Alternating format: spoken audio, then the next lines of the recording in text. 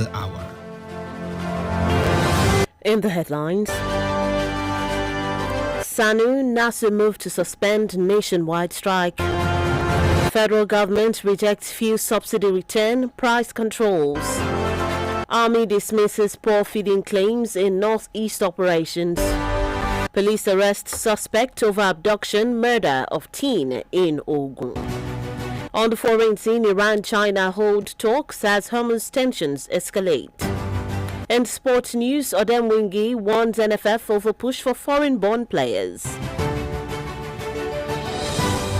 Good afternoon and thank you for staying with us on Diamond 88.7 FM. Ilorin, this is the news on the hour. I am Bisola Oduwole Sulieman. We'll bring you details of the news after this break. Please stay with us.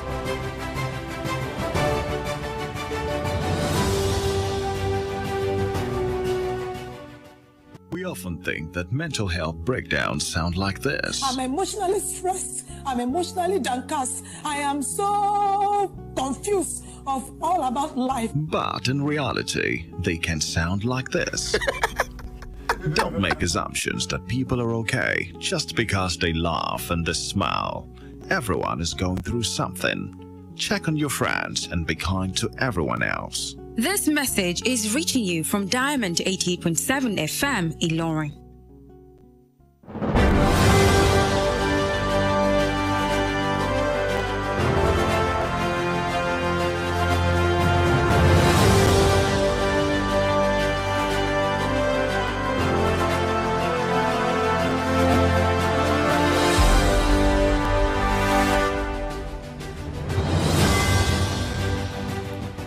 Welcome back from that break. Please note that you can listen to us via our website www.diamondfm.net or watch us live on YouTube at Diamond FM Ilorin.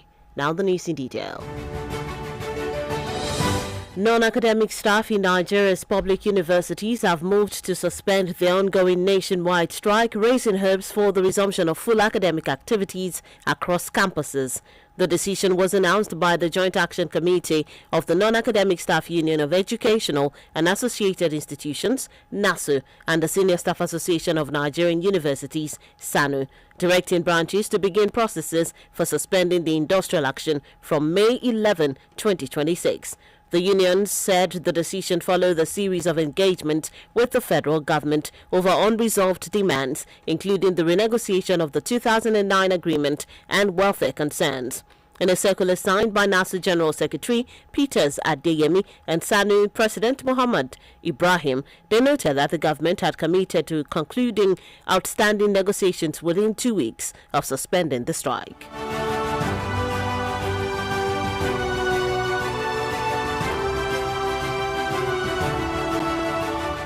The federal government has ruled out any return to fuel subsidy and price controls, reaffirming its commitment to market-driven reforms aimed at boosting investor confidence and economic growth. The position was outlined by the Minister of Finance and Coordinating Minister of the Economy, Taiwo Oyedele, during engagements with global investors in Paris. Oyedele said the government remains focused on policies that promote competition, attract foreign investment, and create a stable business environment. He stressed that reversing subsidy removal could undermine economic progress, noting that such policies have historically distorted the market and strained public finances. Meanwhile, the Theatre Command Northeast Joint Task Force Operation Hadinkai has dismissed reports alleging poor feeding of troops in the region, describing the claims as misleading. The response followed circulating social media posts suggesting frontline soldiers within the command's area of operation were inadequately catered for. The theatre commander Abdulsalam Abubakar addressed the issue during a media briefing in Maiduguri, stressing that troop welfare remained a top priority in ongoing counterinsurgency efforts. Abubakar further explained that feeding arrangements for troops are structured, closely monitored, and routinely reviewed through internal accountability systems. According to him, soldiers actively participate in food committees responsible for overseeing meal quality and distribution, ensuring transparency and adequate welfare standards.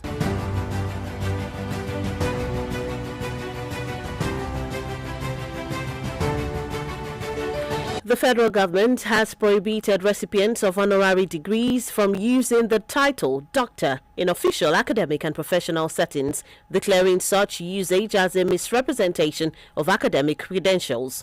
The decision was announced by the Minister of Education, Tunji Alausa, during a press briefing at the Presidential Villa in Abuja. Alausa said the Federal Executive Council approved the uniform policy governing the award and use of honorary degrees across Nigerian universities. He explained that the move aims to curb the indiscriminate issuance of such awards, which he said had often been driven by political patronage and financial inducements. Moving on, the National Drug Law Enforcement Agency (NDLEA) has called on members of the National Youth Service Corps (NYSC) to support efforts to curb rising drug abuse by becoming advocates in their communities. The agency said corps members are well positioned to influence peers, raise awareness, and promote behavioral change among young people. Speaking at a sensitization lecture at the Lagos NYC orientation camp for the 2026 Batch A Stream 2 corps members, NDLEA Superintendent Fatima Dauda warned that both illegal and commonly used substances are increasingly being abused. She explained that drugs are chemical substances that alter physical and psychological states, often leading to harmful behavioral changes.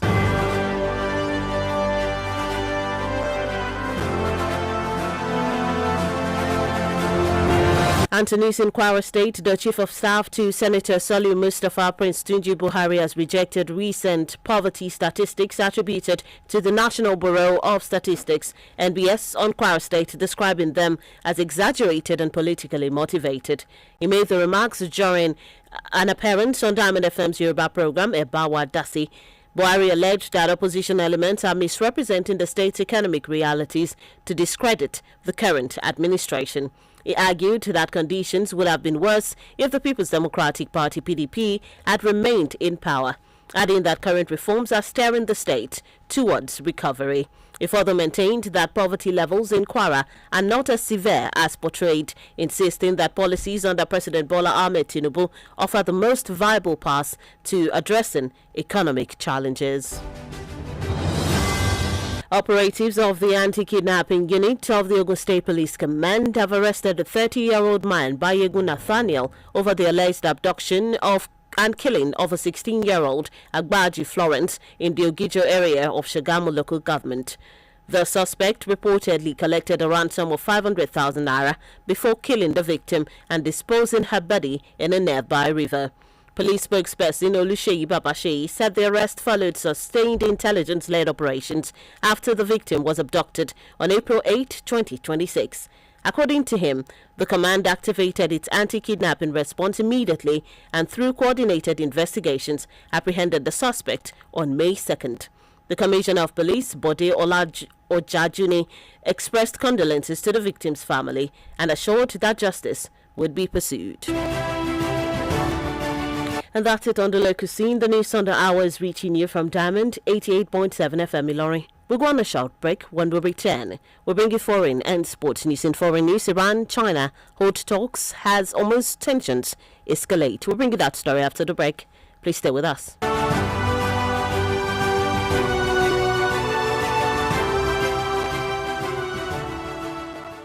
Follow us on social media, Facebook, Twitter, and Instagram at Diamond887FM. Diamond FM, shining supreme.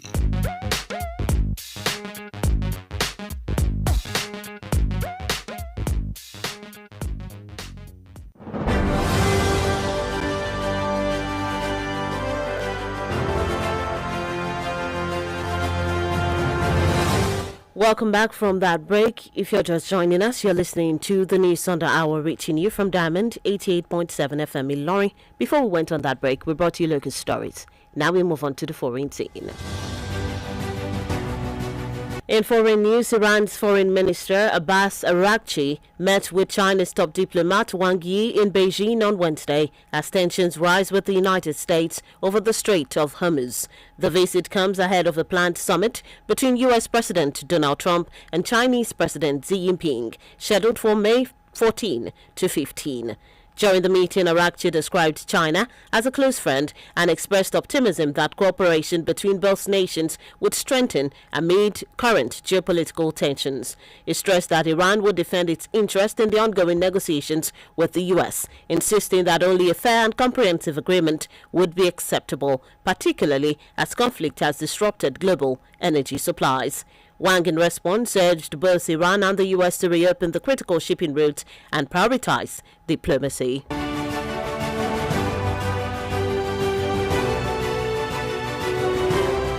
Still in foreign news, the publication of election results in the Central African Republic CAR has been suspended after a staff at the National Election Authority (ANE) embarked on a strike, deepening uncertainty around the country's fragile political transition.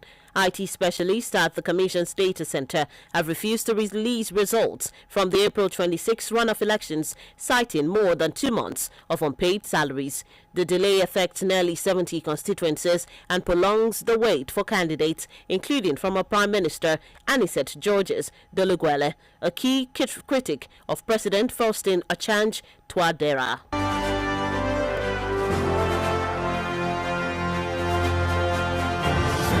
That's it on the foreign scene. In sports news, former Super Eagles striker Osaze Odenwingi has criticized the Nigeria Football Federation (NFF) over its increasing drive to recruit foreign-born players, warning it could erode the pride of representing the national team.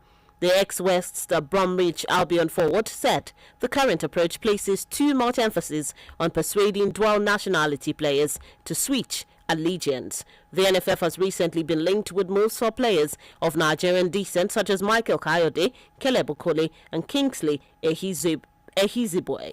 Speaking in an interview, Odenwingi argued that players should feel honored to wear the green and white without expecting special treatment or incentives.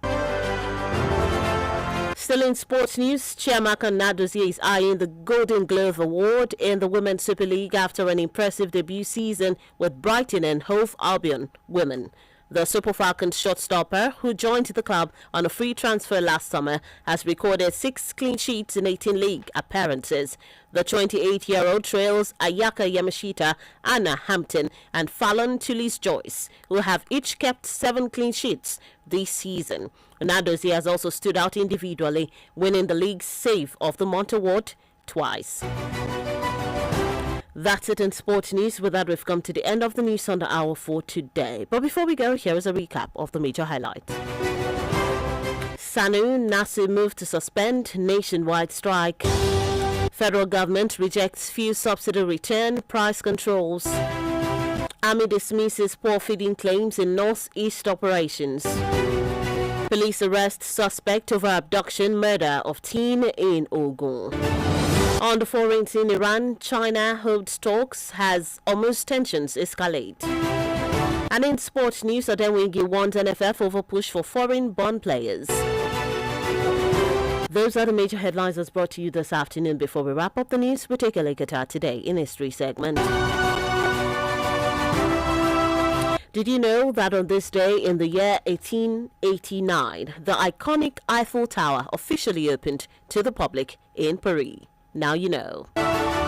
For news coverage or information about happenings around you, kindly contact the Diamond FM newsroom number on 09160627526, 09160627526. To join us at 3 p.m. for the news flash and at 5 p.m. for the news across the world. In the meantime, log on to our website, www.diamondfm.net, to keep up to date with us from any part of the world. Don't forget to download the app on Google Play Store and iOS Apple Store, Diamond FM. Also follow all our social media pages at Diamond 87 FM on Instagram and Facebook, and at Diamond FM Ilorin on YouTube. The news on the hour was put together by Adeyemi Adewale. I am Bisola Oduwole Sulieman. Thank you for listening to your shining Supreme Station. Do stay tuned for the news in Yoruba coming up shortly. Good afternoon.